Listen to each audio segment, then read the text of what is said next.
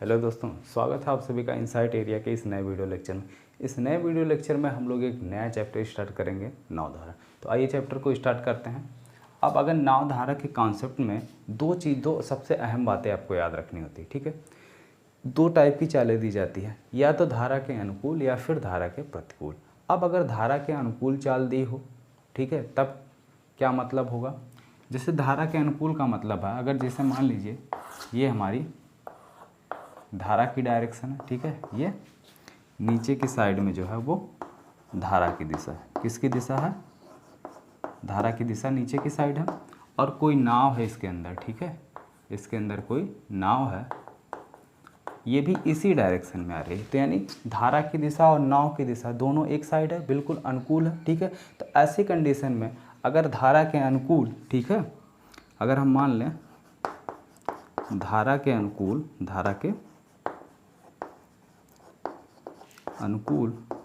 नाव की चाल x हो, ठीक है।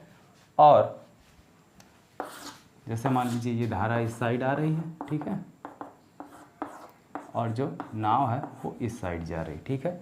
और धारा के प्रतिकूल नाव की चाल y हो। तो ऐसे कंडीशन में अगर आपसे नाव और धारा की अलग अलग चाल पूछे तो सिंपल सा फार्मूला, अभी फार्मूले को हम प्रूव भी कर देंगे। अगर आपसे किसकी चाल, नाव की चाल पूछे तो नाव की चाल क्या होगी? नाव की चाल जो होगी वो हमेशा और हमेशा इन दोनों को जोड़कर आधा कर दो, x + y/2। और धारा की जो चाल होती है, धारा की चाल जो होगी वो हमेशा और हमेशा क्या हो जाएगी? x - y/2, ठीक है। तो ये जो है आप ठीक है। अब इसका देखो, अभी क्वेश्चन सॉल्व करेंगे, उसमें इसका प्रूफ भी हो जाएगा, ठीक है। अब देखो, अगर नाव की चाल अलग अलग हम मान लें u है, और धारा की चाल क्या है? ये नाव की चाल हो गई और ये धारा की चाल को मान लिया गया b। तो जो इसकी रियल स्पीड होगी धारा के अनुकूल दिशा में, जो इसकी रियल स्पीड होगी किसकी? नाव की। तो नाव की जो रियल स्पीड होगी वो क्या हो जाएगी? u + b हो जाएगी, ठीक है। लेकिन इस कंडीशन में अगर नाव की चाल को हम u ले लें और धारा की चाल को b ले लें, तो इस कंडीशन में प्रतिकूल के केस में इसकी जो रियल स्पीड होगी वो क्या हो जाएगी? u - b, ठीक है।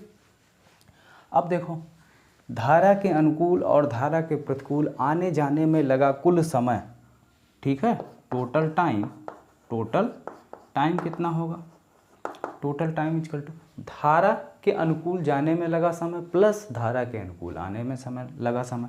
अगर डिस्टेंस हमारी सेम हो, डिस्टेंस मान लो धारा के अनुकूल अगर जा रहा है तो भी d डिस्टेंस ले रहा है, कितनी दूरी जा रहा है? d distance. और प्रतिकूल जा रहा तो भी यही इतनी दूरी जा रहा। तो टोटल टाइम = डिस्टेंस अपान स्पीड होता है। तो स्पीड क्या दिया है? u + b प्लस प्रतिकूल के केस में d/u - b, ठीक है। तो टोटल टाइम का ये फार्मूला होता है। अब आइए एक क्वेश्चन सॉल्व किया जाए और देखिए इस फार्मूले को कैसे प्रूव करते हैं। अगर आप ये फार्मूला यूज करते हैं तो मात्र 2 सेकंड में आपका आंसर आ जाएगा, और बाकी अगर स्टेप से करते हैं तो थोड़ा सा लंबा जाएगा। देखिए क्वेश्चन नोट करते हैं। देखिए क्वेश्चन है कि एक नाव की चाल धारा के अनुकूल 18 किलोमीटर/आवर है और धारा के प्रतिकूल 14 किलोमीटर/आवर है, तो दोनों की चाल अलग अलग ज्ञात कीजिए। अब जैसे कि कोई फार्मूला मैंने बताया था, अगर धारा की चाल और नाव की चाल अनुकूल और प्रतिकूल दिया हुआ है तो धारा की जो चाल हो जाएगी हमारा, धारा की चाल यानी धारा की चाल हमेशा क्या हो जाता है? x - y। अगर इसको हम x लें उसको y लें तो कितना हो जाएगा? 18 - 14/2 = 2 किलोमीटर/आवर। ये हमारी आ गई धारा की चाल। दूसरी, अगर उसी में रखें नाव की चाल, फार्मूले में नाव की चाल क्या हो जाएगी? x + y, यानी दोनों को जोड़ लो, x + y ये जोड़ोगे आ जाएगा 32/2 यानी 16 किलोमीटर/आवर। अब देखो, इसको अगर हम नॉर्मली सॉल्व करें तो कैसे सॉल्व होगा? हम मान लेते हैं, माना नाव की चाल नाव माना नाव की चाल बराबर कितनी, u, धारा की चाल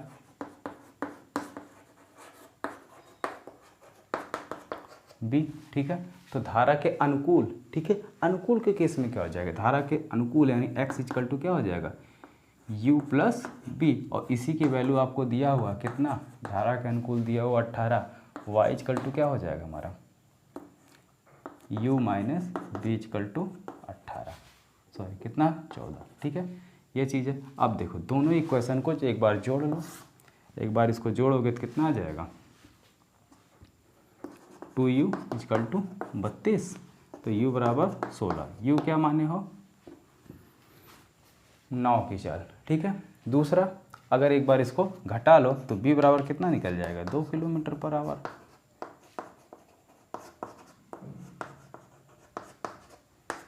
किलोमीटर पर आवर, ठीक है।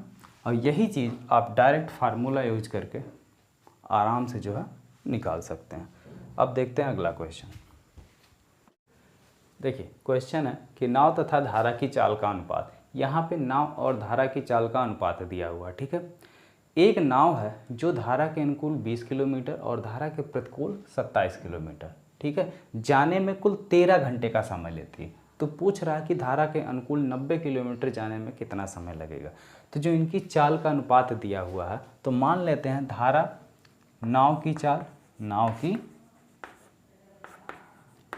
चाल कितना मान ली जाती है, जो अनुपात होता है उसी में x और जोड़ देते हैं, मान लिया कितना है 4x है, और धारा की चाल कितनी है, धारा की चाल कितनी है 1 है, तो यानी x मान लिया गया, ठीक।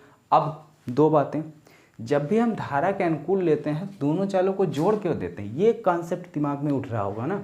अब देखो क्यों जोड़ देते हैं, जिस डायरेक्शन में धारा चलती है अगर उसी डायरेक्शन में हम अपनी नाव को लेके जाएं, ठीक है, तो क्या होती है, हमको लगता है कि कम फोर्स अप्लाई करना पड़ा, नाव तेज भागती। सिंपल, थोड़ा सा और अच्छे से समझने के लिए अपनी नाव की स्पीड को 0 कर दो, नाव चलाओ ही मत, नाव क्या करो, चलाओ ही मत, ठीक है। तो जब आप नाव नहीं चलाओगे तो क्या होगा, आपकी नाव धारा की दिशा में ऑलरेडी जो है जिस स्पीड से धारा जा रही उसी स्पीड से जो है आपकी नाव भी चलेगी। और अगर इसका सबसे सरल एग्जांपल देखना चाहते हो तो जो एक्सीलेटर सीढ़ी नहीं होती उस पर क्या होती, जब सीढ़ी से आप सीढ़ी पे खड़े हो जाते तो सीढ़ी उतरने लगती है, सीढ़ी चल रही है आप भी उसके साथ चलते रहिए, तो आप जितना चलेंगे वो आपके पास एक्स्ट्रा होगा ना, यानी जितने स्टेप आप चल लेंगे वो इतना स्टेप जो है आप पीछे वाले से जल्दी पहुंच जाएंगे। यानी एक व्यक्ति, दो लोग साथ में चढ़ रहे हो, अब एक खड़ा होकर आराम से आ रहा है और आप क्या करो कि चलना शुरू कर दो, ठीक है। एक्सीलेटर सीढ़ी हालांकि चल रही लेकिन आप भी उस पर जो है उतरना शुरू कर दीजिए, तो देखिए आपके साथ जो व्यक्ति खड़ा है उससे आप पहले उतर जाएंगे, ठीक है। इसी को ठीक अच्छे से समझिए। प्रतिकूल के केस में आ जाओ, दो लोग एक साथ खड़े हुए सीढ़ी पे, ठीक है, अब वो बिल्कुल स्थिर है, जिस डायरेक्शन में सीढ़ी जा रही है उसके अपोजिट डायरेक्शन में आप जाना शुरू कर दो। तो जब उसके अपोजिट डायरेक्शन में जाओगे और सीढ़ी के नीचे पहुंचने से पहले अगर तुम्हें ऊपर पहुंचना है तो जो सीढ़ी की चाल है उससे काफ़ी तेज़ जाना पड़ेगा, नहीं तो वो सीढ़ी अपने साथ तुमको क्या करेगी, पीछे लेके चले आएगी ना। तो वही चीज़ है, ठीक है, वही कॉन्सेप्ट यहाँ पे है। तो अब हम मान लेते हैं धारा के अनुकूल, धारा के अनुकूल, भाई लिखने उखने का काम बहुत ज़्यादा करना अच्छा नहीं लगता हमें, लेकिन फिर भी कर दे रहे हैं आप लोगों के लिए। धारा के अनुकूल नाव की चाल क्या हो जाएगी, दोनों चालों को जोड़ लो 5x, प्रतिकूल कितनी हो जाएगी, धारा के प्रतिकूल कितनी हो जाएगी नाव की चाल 3x, ठीक है। अब कह रहा है धारा के अनुकूल और प्रतिकूल जाने में लगा कुल समय, तो यानी धारा के अनुकूल कितना दूरी गया 20 किलोमीटर, 20 किलोमीटर जाने में लगा समय, तो 20 बटे धारा के अनुकूल की चाल यानी 20 बटे 5x प्लस 27 किलोमीटर जा रहा धारा के प्रतिकूल, 27 बटे चाल कितनी 3x इक्वल टू कितना टोटल टाइम लग रहा है 13 घंटे का, ठीक है।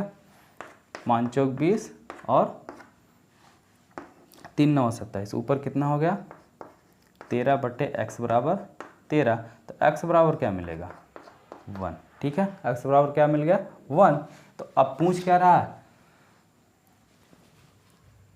90 किलोमीटर धारा के अनुकूल, तो धारा के अनुकूल इसकी चाल क्या हो गई, धारा के अनुकूल चाल x की वैल्यू रख लो 5। ठीक है, 5 किलोमीटर पर आवर। तो धारा के अनुकूल 90 किलोमीटर जाने में समय लगा, समय 90 किलोमीटर जाने में लगा समय, t बराबर कितना हो जाएगा, दूरी 90 किलोमीटर 4 5 18 आवर। ठीक है, तो धारा के अनुकूल 90 किलोमीटर जाने में लगा समय कितना है 18 आवर। ठीक है, अब देखते हैं नेक्स्ट क्वेश्चन, समझ में आ गया। ये क्वेश्चन है कि नाव की चाल धारा की चाल से 50%। अब देखो जब भी परसेंटेज का क्वेश्चन आए तो इसमें कुछ थोड़ा सा एक ट्रिक है, हमेशा आप उसी को फॉलो करिए, आपका क्वेश्चन जो है काफ़ी इजी बन जाएगा। बता रहे हैं, वह नाव धारा के अनुकूल 30 किलोमीटर व धारा के प्रतिकूल 9 किलोमीटर जाने में कुल कितना समय लगता है 5 किलोमीटर। तो नाव और धारा की अलग अलग चाल पूछ रहा। तो जब भी आपका परसेंटेज से रिलेटेड क्वेश्चन पूछा जाए तो आप परसेंटेज को हमेशा 100 मान लो। ठीक, अब मानोगे किसको, क्वेश्चन पढ़ो, नाव की चाल धारा की चाल किसकी चाल से है 50%, जिसकी चाल से परसेंटेज देता है उसी को मान लेते हैं हमेशा। तो धारा की चाल से 50% अधिक है, तो मान लिया, माना धारा की चाल कितनी है 100v है, कितनी है 100v। ठीक है, 100v किलोमीटर पर आवर है। तो ऐसे केस में नाव की चाल क्या हो जाएगी, नाव की चाल तो इतनी तो होगी प्लस इसका 50% अधिक है, तो इसका 50% यानी 100 का 50% यानी 50। तो नाव की चाल क्या हो गई हमारी, नाव की चाल कितनी आ गई 150 किलोमीटर पर आवर। अब दोनों की अलग अलग चाल मिल गई है। ठीक है, तो धारा के अनुकूल चाल कितनी हो जाएगी, धारा के अनुकूल दोनों जोड़ दो 250 भी, धारा के प्रतिकूल कितनी हो जाएगी 50 भी। ठीक है, अब धारा के अनुकूल और धारा के प्रतिकूल दोनों चालें हमको मिल गई हैं। ठीक है,